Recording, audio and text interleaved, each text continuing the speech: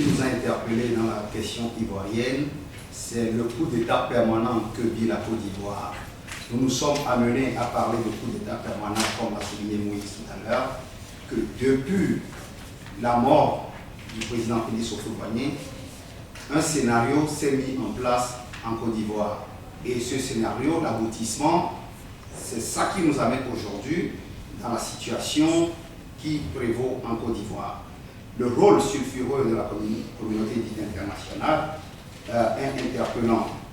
Quand on voit dans les mêmes pays, pour ne pas revenir sur ce que Moïse a dit, on fait un coup d'État, on laisse les membres du parti concernés par le coup d'État au pouvoir, puis on a connu les événements jusqu'au coup d'État contre le régime de M. Gbagbo. Mais en même temps, à côté de la Côte d'Ivoire, nous avons vu qu'il y a eu plein d'élections. Je prendrai le cas du Burkina Faso, qui joue un rôle de médiateur dans cette crise après les accords de Macoussis, de Lomé, d'Accra et Pretoria, qui lui-même doit se regarder dans la glace comme la communauté dite internationale. Quand M. Blaise est aux élections, dans le même mois de novembre, il fait des élections où il gagne avec plus de 80% ces élections, alors qu'il y a un taux de 35% de participation, je pense qu'à un moment donné, il faut s'interpeller. Est-ce que nous allons rester dans la logique où, après 30 ans, les journalistes ou les médias feront l'analyse et nous montreront « Ah, en Côte d'Ivoire, il y a 30 ans, l'opinion internationale a fait des saloperies, on s'excuse et la machine avance à un moment donné. » Vu qu'on fête les cinquantenaires des indépendances ou des dépendances, il faudrait à un moment s'arrêter et laisser les peuples choisir librement leur voie.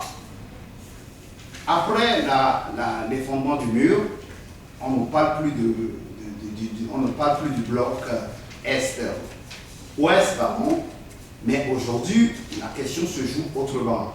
Quand vous arrivez en Afrique ou dans d'autres pays du Sud, ce n'est plus directement le pouvoir du Nord qui s'implique dans la gestion des affaires, mais ils ont des valets locaux, si vous permettez le terme.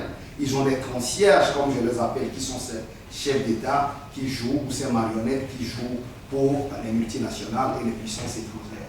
Et nous pensons que la question aujourd'hui en Côte d'Ivoire, en faisant le parallèle avec la situation burkinabé, nous pensons qu'il y a deux poids, deux mesures. M. Blaise qui gagne avec plus de 80% des élections, M. Blaise dont on attend qu'il y ait une enquête véritable, une justice sur l'assassinat de Thomas Sankara, de Norbert Zongo et ses compères, et personne ne dit rien, c'est logique. Et quand on prend le cas du Gabon, comme l'a souligné Moïse, c'est le même scénario. Donc, à quand on va s'arrêter? Il est vrai que la communauté dite internationale ne peut pas cracher dans sa propre soupe. Mais de grâce, 50 ans après les indépendances, 50 ans de calvaire, je pense qu'il est temps de laisser les peuples aller de l'avant.